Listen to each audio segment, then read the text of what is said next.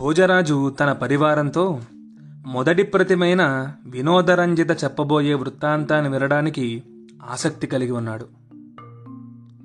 రాజా, నేను చెప్పబోయే కథ కన్నా ముందు విక్రమార్కుని వృత్తాంతాన్ని నీవు తప్పక తెలుసుకోవాలి. అందుచేత నీవు శ్రద్ధాసక్తులతో నేను చెప్పబోయేది విను అంటూ ఇలా ప్రారంభించింది. పూర్వం నందియాపురం అనే పట్టణంలో చంద్రవర్ణుడనే విప్రుడుండేవాడు. అతనికి అన్ని శాస్త్రాలు అధ్యయనం చేసినా ఇంకా ఏదో లోపంగా అనిపించేది. తాను మరింత విజ్ఞానాన్ని పొందాలి అని అతడి ఆకాంక్ష.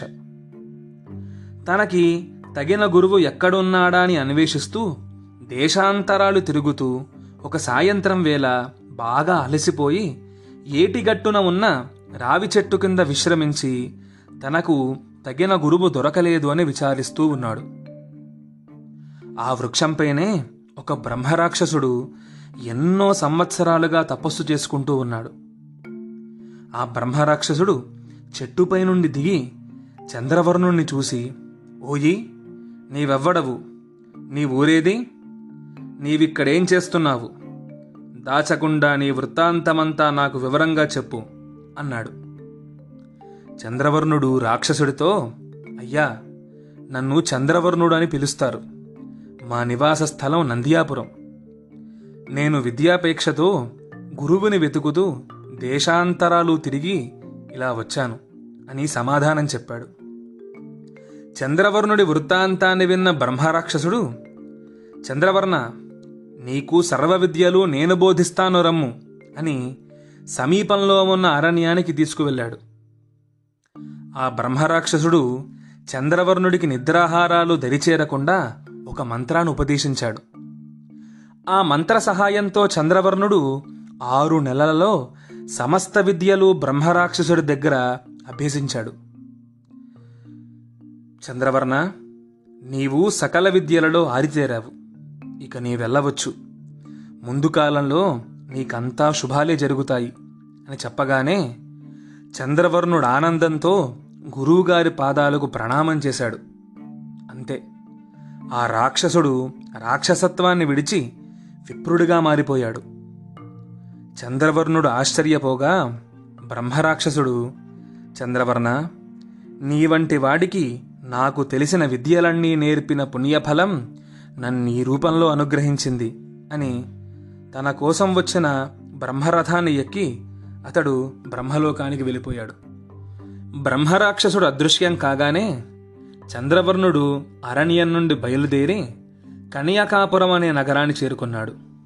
అప్పటికి 6 నెలలు తిండి నిద్ర లేని కారణంగా చంద్రవర్ణుడి శరీరం తన స్వాధీనంలో లేదు.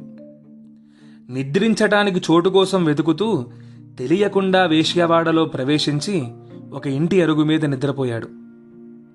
ఆ ఇంట్లో ఉండే సుందరవతి అయిన వేశ్యకన్య చంద్రవర్ణుడి సౌందర్యాన్ని చూడగానే మోహించి అతనిని వివాహమాడాలి అని నిశ్చయించుకుంది. మరుసటి రోజు సూర్యోదయమైనా కూడా చంద్రవర్ణుడు నిద్ర నుండి మేల్కోకపోవడంతో ఆ వేశ్యకన్య వైద్యుణ్ణి రప్పించింది. ఆ వైద్యుడు చంద్రవర్ణుడి నాడిని పరిశోధించి ఇలా అన్నాడు, అమ్మా, ఇతడు చాలా కాలం నుండి నిద్రాహారాలు మానేశాడు. ప్రస్తుతం ఇతనిని మేల్కొల్పరాదు. రోజుకి 3 పూటలా అన్నాన్ని నేతిని కలిపి లేహ్యంగా చేసి మర్దన చేస్తే కొన్ని రోజుల్లో ఇతడు మేల్కొంటాడు అని చెప్పాడు వైద్యుడు. వైద్యుడు చెప్పిన రీతిలో ఆ వేశ్యకన్య చాలా రోజుల వరకు అతడికి మర్దన చేసి సేవలు చేసింది. ఒకరోజు హఠాత్తుగా చంద్రవర్ణుడు నిద్ర నుండి మేలుకొని తను ఎక్కడున్నాడో అర్థం కాక అక్కడి నుండి వెళ్ళిపోతున్నాడు.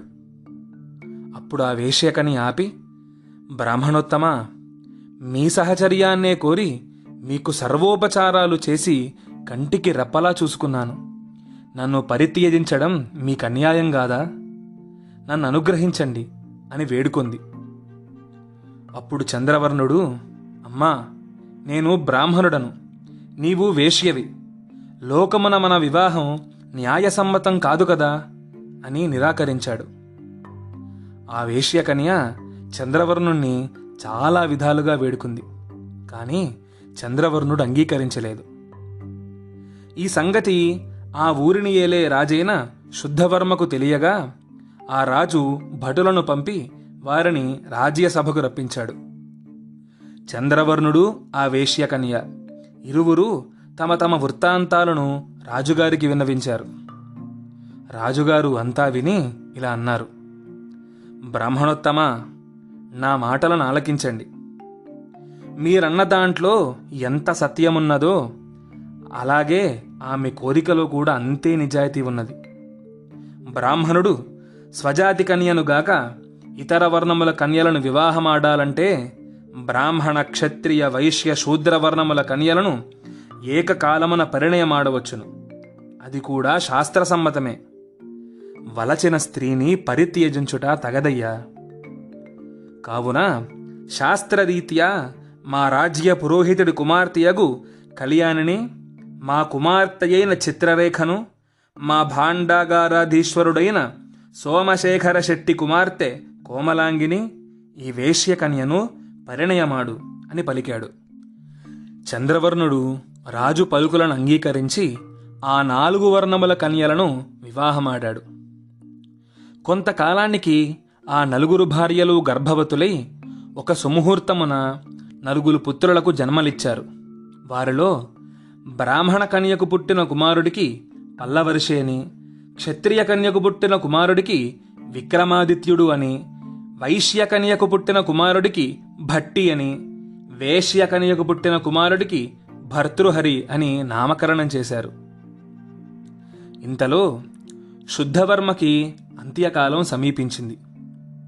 తనకి పుత్రులు లేని కారణంగా అల్లుడైన చంద్రవర్ణుడికి పట్టాభిషేకం చేసి రాజ్యభారమంతా చంద్రవర్ణుడికి అప్పగించి వానప్రస్థాశ్రమాన్ని స్వీకరించి తపమాచరించడానికి అరణ్యానికి వెళ్ళిపోయాడు. చంద్రవర్ణుడు జనరంజకంగా పాలిస్తూ అనతి కాలంలోనే పేరు ప్రఖ్యాతలను సంపాదించుకున్నాడు. ఈ విధంగా మరికొద్ది కాలం గడిచింది. చంద్రవర్ణుడి 4 కుమారులు యువకులయ్యారు. వారితో పాటు చంద్రవర్ణుడు వృద్ధుడయ్యాడు. ఆఖరి ఘడియలు సమీపించగా తన 4 పుత్రులను పిలిచి పల్లవర్షి, భట్టి, విక్రమాదిత్యులను చూసి, కుమారులారా, నా అంత్యకాలం సమీపించింది. నేను చెప్పే మాటలను మీరు శ్రద్ధతో ఆలకించి తరువాత యుక్తాయుక్తాలను విచారించుకోండి. మీ తల్లులను పరిణయమాడడానికి కారణం భర్తృహరి తల్లియే. కావున ఆమెనే నా పెద్ద భార్య. ఆమె కుమారుడు భర్తృహరియే ఈ రాజ్యానికి అర్హుడు. కావున భర్తృహరికి ఈ రాజ్యాన్ని అప్పజెపుతాను. మీ ముగ్గురు యువరాజ పట్టాభిషిక్తులై అతనిని సేవించండి అని పలికాడు. తరువాత ఒక శుభముహూర్తంలో చంద్రవర్ణుడు భర్తృహరికి పట్టాభిషేకం చేసి అతడు కాలంలో గతించాడు.